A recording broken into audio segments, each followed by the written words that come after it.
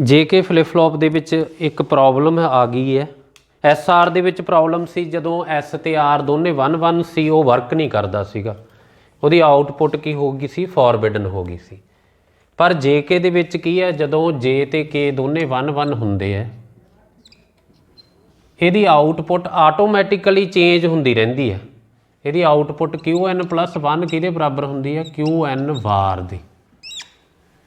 Means ਪਹਿਲਾਂ ਇੱਥੇ 0 ਹੁੰਦੀ ਹੈ, ਇੱਥੇ ਕੀ ਹੁੰਦੀ ਹੈ 1। ਇਹ ਚੇਂਜ ਹੋ ਕੇ ਫੀਡਬੈਕ ਜਾਂਦੇ ਆ, ਜਦੋਂ ਚੇਂਜ ਹੋ ਕੇ ਜਾਂਦੇ ਆ ਇੱਥੇ ਬਣ ਜਾਂਦੀ ਆਟੋਮੈਟਿਕਲੀ 1, ਇੱਥੇ ਕੀ ਬਣ ਜਾਂਦਾ ਫਿਰ 0। ਫਿਰ ਫੀਡਬੈਕ ਚੇਂਜ ਹੋ ਕੇ ਜਾਂਦੇ ਆ, 1 ਦਾ ਕੀ ਬਣ ਜਾਂਦਾ 0, 0 ਦਾ ਕੀ ਬਣ ਜਾਂਦਾ 1।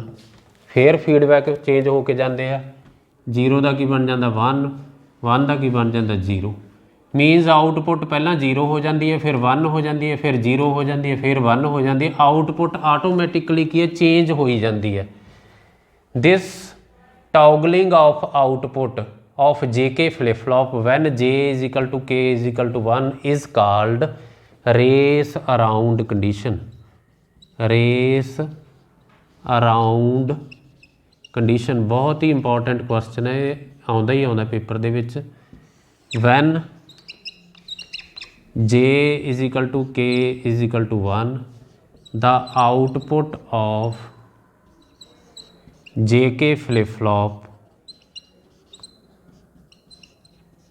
टॉगल्स मीन चेंज होंदी रहंदी है। These multiple togglings in the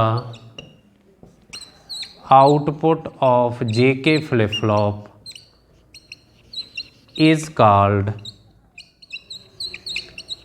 race around condition. इस कंडीशन नूं की कहने असी race around condition. When J is equal to K is equal to 1 the output of JK flip flop toggles। these multiple toggling in the output of JK flip flop is called race around condition। सानू इस तरह लगता है जिमें कि 0 ते 1 दे विच एक race लग गई है। पहला 0 हो गया, फिर 1 हो गया, फिर 0 हो गया, फिर 1 हो गया, 0 1 हो गया। मीनस इस तरह लग रहा है भी जिमें 0 ते 1 दे विच एक रेस लग गई है। इस कंडीशन नूं की कहने हैं असी रेस अराउंड कंडीशन। जदों J is equal to K is equal to 1 हुंदा इहदी आउटपुट अपने आप चेंज होई जाती है। कोई भी सर्किट वधिया नहीं हुंदा जिहदी आउटपुट अपने आप चेंज होई जावे। इहदे विच इहदी आउटपुट कदे 0 हो जाती है, फिर 1 हो जाती है, फिर 0 हो जाती है, फिर 1 हो जाती है, फिर 0 हो जाती है, फिर 1 हो जाती है। तो इस तरह लगता भी जिमें यदी आउटपुट के 0 ते 1 की की लग गई है, रेस लग गई है। इस कंडीशन नूं की कहने असी race around condition. S R का असी 1-1 का इफैक्ट खत्म करते करते असी फीडबैक लाए सीगे। फीडबैक लाउण दे नाल इहदी आउटपुट चेंज होनी शुरू हो गई। आउटपुट चेंज होनी शुरू हो गई मीनस इहदे विच रेस अराउंड कंडीशन आ गई। तो असी अगला आ जाता है असी रेस अराउंड कंडीशन नूं किवें अवॉइड कर सकते हैं। Race how we can avoid the race around condition. Race around condition नूं अवॉइड करने वास्ते साडे कोल हुंदा master slave JK flip flop. किहड़ा फ्लिप फ्लॉप यूज करते असी, master slave JK flip flop. तो रेस अराउंड कंडीशन नूं रिमूव करने वास्ते असी master slave JK flip flop करते हैं। नाम तो ही पता लगता है ਇਹਦੇ ਵਿੱਚ ਇੱਕ ਮਾਸਟਰ ਹੁੰਦਾ ਤੇ ਇੱਕ ਕੀ ਹੁੰਦਾ slab. Slab means lower person ਜਿਹੜਾ ਅੱਗੇ ਕੰਮ ਕਰਦਾ ਉਹਨੂੰ ਸਲੈਬ ਕਹਿੰਦੇ ਆ ਅਸੀਂ, ਠੀਕ ਹੈ। ਤਾਂ ਇਹਦੇ ਵਿੱਚ ਉਹ master slab JK flip flop ਬਣਾਉਣਾ ਅਸੀਂ, master slab JK flip flop. ਅਗਲੀ ਸਾਡਾ ਲੈਕਚਰ ਹੈਗਾ master slab JK flip flop. ਤਾਂ ਇਹਦੇ ਵਿੱਚ ਕਿਵੇਂ ਬਣਾਉਣਾ ਉਹਨੂੰ ਮਾਸਟਰ ਸਲੈਬ ਨੂੰ, देखो पहला तुसी cross coupled NAND gate binary cell तुहानूं कहा मैं हरेक फ्लिप फ्लॉप दे विच बनना ही बनना। इहदी आउटपुट इहदी इनपुट बना दिओ, इहदी आउटपुट इहदी इनपुट बना दिओ। इत्थे की हुंदा तुहाडा एस बार, इत्थे की हुंदा आर बार। इत्थे नैंड गेट लाया, इत्थे नैंड गेट लाता, ठीक है। इत्थे असी क्लॉक लावांगे। मास्टर स्लैब दे विच असी दो बनाने हैं, क्योंकि एक नूं मास्टर बनाना, एक नूं की बनाना, स्लैब बनाना। तो एक होर क्रॉस कपल्ड नैंड गेट बनाओ। इत्थों क्रॉस कपल्ड नैंड गेट एक होर बनाता, ਇਹਦੀ आउटपुट ਇਹਦੀ इनपुट बनाती, ਇਹਦੀ आउटपुट ਇਹਦੀ इनपुट बनाती। ਇੱਥੇ एक नैंड गेट लाता, ਇੱਥੇ एक नैंड गेट लाता, ਇੱਥੇ क्लॉक लाती, ਇੱਥੇ ਅਸੀਂ लाता जे के जे, ਤੇ ਇੱਥੇ ਕੀ ਲਾਤਾ ਅਸੀਂ के। क्लॉक की है, ਇਹਨੂੰ एक तो सीधी दे ਦਿਓ, एक दूसरे ਨੂੰ नॉट गेट के थ्रू क्लॉक दे दो। एक नूं क्लॉक सीधी देती, दूसरे नूं नॉट गेट के थ्रू। ਇਹਦੀ आउटपुट ਇਹਦੀ इनपुट बना ਦਿਓ, ਇਹਦੇ ਨਾਲ जोड़ ਦਿਓ। ਇਹਦੀ आउटपुट ਇਹਦੀ इनपुट बना ਦਿਓ, ਇਹਦੇ ਨਾਲ जोड़ ਦਿਓ।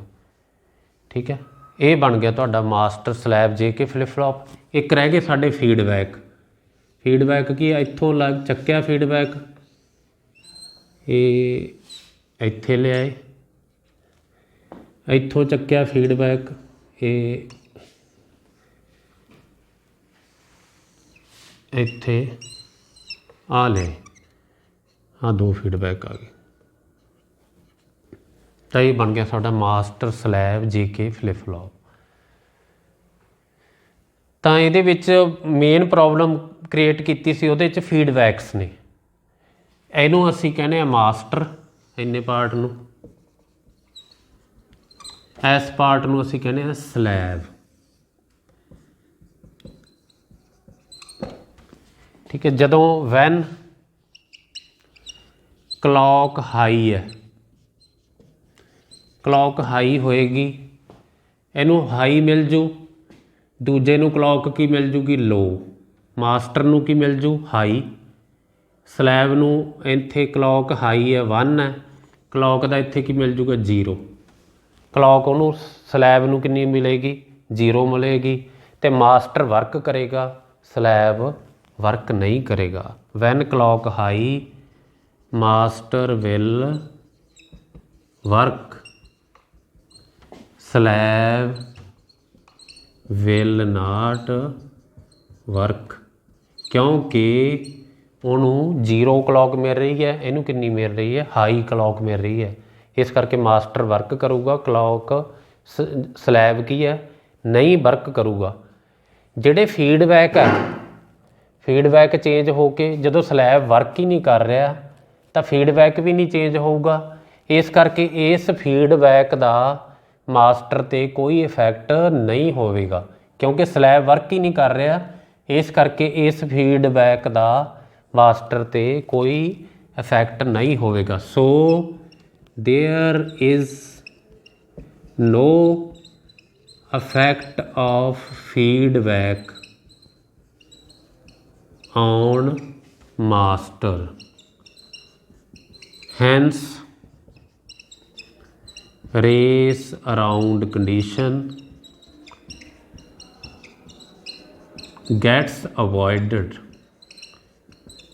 तो इस करके रेस अराउंड कंडीशन की होगी अवॉइड होगी। दूसरा केस की है, when clock is equal to 0 low है, जदों क्लॉक 0 हैगी मास्टर वर्क नहीं करेगा, स्लैब नू कितना मिलेगा 1, तो स्लैब वर्क करेगा। When clock is equal to 0 master नू क्लॉक कितनी मिलनी है 0 मिलनी है, master will not work. Slave नू क्लॉक हाई मिल गई, slave will work, slave work करूगा। तो स्लैब के जोड़े फीडबैक चेंज होने शुरू होणगे, फीडबैक चेंज हो के किहदे कोले जाणगे मास्टर कोले, पर मास्टर तो काम ही नहीं कर रहा, वो वर्क ही नहीं कर रहा। इस करके फीडबैक का इहदे ते कोई इफैक्ट नहीं है, स्लैब ते भी। सो